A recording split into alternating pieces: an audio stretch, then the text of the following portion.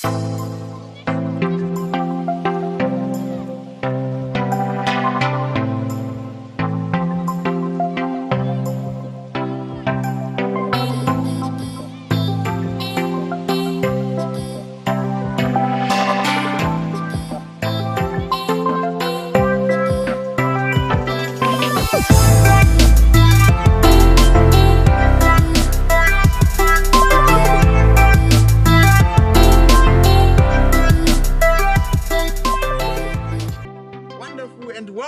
yet another exciting episode of your most favorite show, Let's Talk About Sex, with me, Mr. Sexter. Today, I'll be joined by Mr. Tunga Pesai as we'll be talking on the issue of prostitution, or as our government advises us to say and call it, commercial sex workers. Ladies and gentlemen, I always tell you, nothing is not talked about on my talk show. Everything and anything we shall discuss, because sex is a very sensitive issue, yet we are so much affected by issues concerning our sexual and reproductive health. So today on the couch, or on the bench today, I am in the park and I'll be joined by Tunga Pesai. Mr. Pesai, thank you so much and welcome. How are you doing, sir? Thank you for having me, Mr. Sexter. I'm doing great. How's you? Man, I'm super blessed. Thank you very much for joining us today on the talk show. It's without wasting much of our time. In your own understanding, what do you think prostitution is? Well, prostitution is an act of where a woman or a man engages into a sexual activity for the gain of sex, for the gain of monetary value. Yeah, money, goods, etc. Or even favors. Even favors. Ah, that's interesting. So, if I sleep with my girlfriend for return a favor, probably I take her out. Does that mean my girlfriend is now a prostitute? No, that is a different concept altogether, right? This is like one partner, right? And she's not doing that with multiple partners, right? So it's now a different line, different concept. But if she is like doing that with you, then she does that with another guy, then, or it's you're doing it with her, then another one, then another girl, then I would say would classify it under prostitution. So in understanding, prostitution involves a chain of multiple partners. Yeah. If we put it that way, a chain of multiple partners. Interesting. So what is the process for one to get commercial sex services? Well, they use the traditional way that we used in the 19th century, where one would go to the hotspots where sex workers or commercial workers will be, like for an example, the famous avenues, the popularly known Pabusa in Epworth, or even Jongakona in Hatfield. Those are like the traditional ways of doing it. But now with let's say the advancing of technology, the 20th century, I would say things have been made easier. Indeed. Right? So you can now access a person who's far just by calling a person or calling a pimp that you need a lady for the night, or you need a man for the night. Then you use their apps, you use their websites. Now with WhatsApp, Facebook, it's just $1 away. Allow me to be personal. Have you ever yourself gotten commercial sex services? If I say yes, I would be lying. But if I would say it crossed my mind, but then I did not. You did not. Yes. Wow, interesting. As human beings, why are we so much enticed, or why are we so much interested in sex? I think that is something that is within our nature biologically. Well, I'm not I'm not a science person, so I would be lying if I go talk about the hormones and everything. But nature itself, right? That's how we were made to have that sexual desire. Because it would be actually awkward for a person not to have a sexual desire. Yeah, it's not a vundutsa, you see. But on that same issue, there are people who will say, I've sworn to chastity, I will not engage in sex work or in any sexual activity. What then do you have to say? What is your comment on people who are in such positions? I'd say that is a choice a person would have made, and I believe that there is a reason behind that choice. We cannot judge them. I cannot say maybe there's something wrong with them or not because I'm not in their shoes. Okay. So I wouldn't want to sound judgmental, but I'd say they have a reason for that. Interesting. Yeah. So, as human beings, or do people cheat because hookers are easy to find, or there are other reasons behind why people cheat? Well, society has made us to believe so. Okay. But I would say there is other factors that lead to that. For a person to cheat, it's not about hookers being available or not. You'd see someone would actually cheat, not with a hooker, but with a single lady or a single man, right?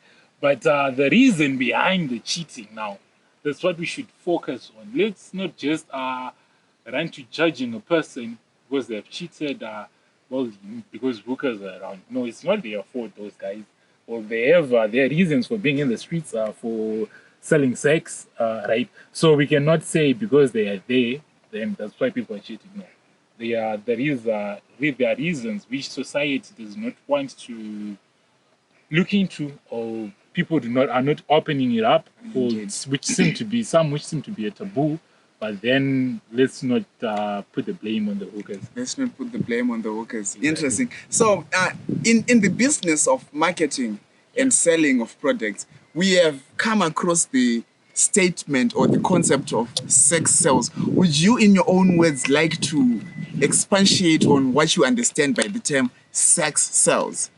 Okay, sex sales, something that is actually there within the marketing industry, and its results have tend to be quite impressive, right? If you look at alcohol adverts, indeed, some of them mostly they use sex sales, indeed, whereby you see a guy who go boat cruising, then with women, half-naked women in the boat, yes, and all to bring out that sense or that idea that alcohol is king. Indeed. Right? Then you'd see in some motor vehicles adverts whereby you'd see a lady in bikini shorts on a highway, the car broke down, then a car will have to stop because he has been attracted by that lady. Then that's basically it. So in other words, do you not think this is another way of soft porn being transitioned into our commercial televisions? Well, I would say it's quite tricky. If you're looking at if you're putting it in the context of African culture, the Zimbabwean culture, you'd say that soft porn was, I still remember, just a couple of days back, I was listening to the parliamentary portfolio where actually the member of the parliament said the ZBC is now bringing out some adverts or videos which are not in line with our culture, which involve naked women, and that's something that is a taboo. You cannot watch that video whilst you have your mom in the same room and your father. You'll be forced to close your eyes, but you want to see. But let me cut you short there. Were we not half naked culturally? Culturally, we were. So and, what's the problem? The problem is now on the mentality. On the mentality of the people, right? When I would say there was a transition from the Nembe, Panisha Shiko, and going into the long clothing and everything, right? We kind of abandoned our old ways. Or some would say we Christianized ourselves. Yeah, we Christianized ourselves. Then we saw it as a taboo, but that's something that was there. Although actually our ancestors and our grandparents, our parents would actually not approve that. But that's something that we always had. Okay, I think that's a debate for another day. Let's go back on route. When is the right time for one to start the business or the enterprise of commercial sex work? Those questions, my guy. That one is it's a bit tricky in the sense that people mature differently. right? And the reason behind one engaging into the sex industry that has to be considered. Well, most of them who are there is not by choice, Indeed. but it's by default because of circumstances that are beyond their control. Indeed. So I wouldn't say there is a certain age Indeed. for one to be said, now it's time for you to be in the sexual industry. Interesting. I understand the business of prostitution. We are no longer allowed to call it prostitution, but commercial sex work. Yeah. Is this in a way a subtle way of the government or the responsible authorities are endorsing that you can go and do your business? It's still okay. Well, I wouldn't know what they were thinking when they say that, but in a way, I think it's a way of making things a little bit light, and at the same time, putting myself in their shoes. Right, there's something that has been there, and that is something that will be there, Indeed. and with times evolving, right, it's not something that we can just eradicate. Indeed. Yeah. So one way or the other, we are forced, or they are forced, to make sure that those people are protected by the law because they did not choose that route in the first place, right? So saying commercial sex is some way of making things lighter and making it acceptable within society, because just saying prostitution, it's offensive. Provided that I am a young man and I choose to get into the business of commercial sex work, what kind of advice would you offer to me? Not trying to rebuke me, but probably a sort of advice in your own opinion. Okay. Let's see.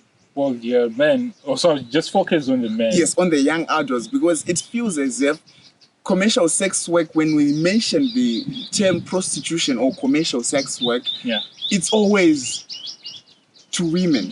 So now I need to understand from a male perspective why men are also engaged in commercial sex work, but why is it's not as open, or it's not spoken about in that way? Okay. There's an issue to do with status. Okay. The moment that a man is known to be doing that activity, there is that status that is lost within the society, right, that has been there and seen as something which is a taboo for men to be involved into such activities, but they're doing it anyway. So I'd say to men who are in that industry, or who are thinking of getting into that industry, it's not something that I would advise for you to do. Okay. Right? Okay. You still need to weigh out your options. Indeed. And there are other ways of getting money than engaging into sexual activities. Indeed. Being a commercial sex worker. Indeed. Yeah. Because there are consequences that comes with that industry or with that line of work. Right? So you first need to weigh out your options and try other things which have less risk.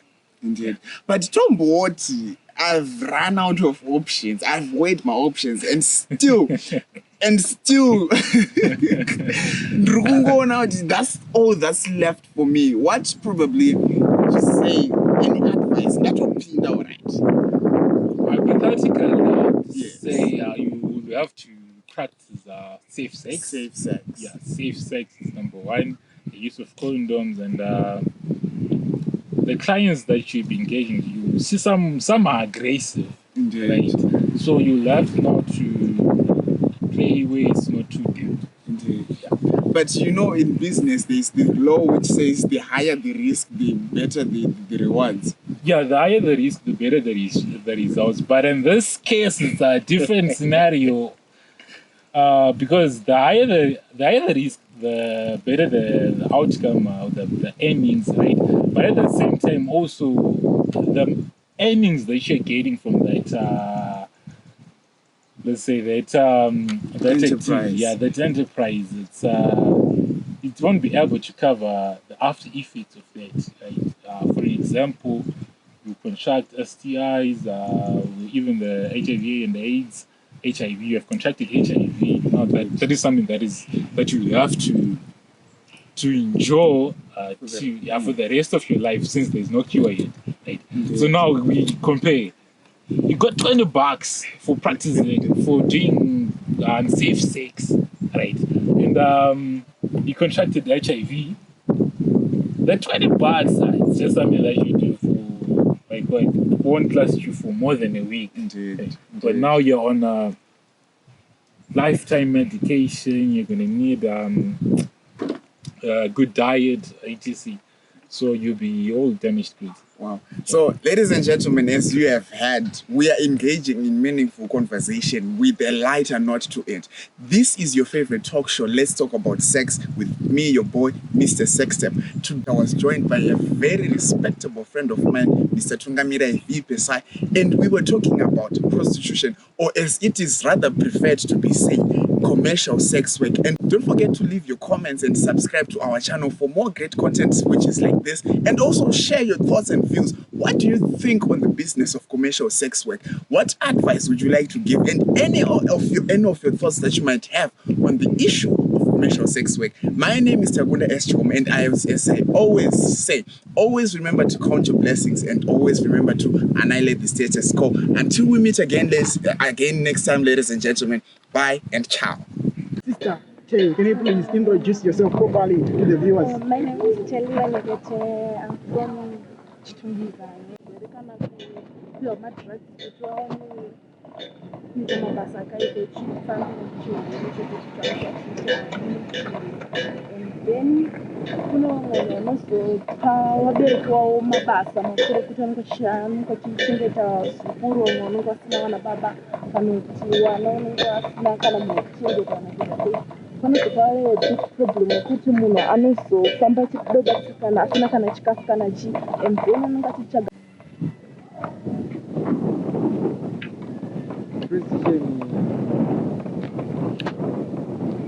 I think ndo kanweva ni kuti vanhu vanenge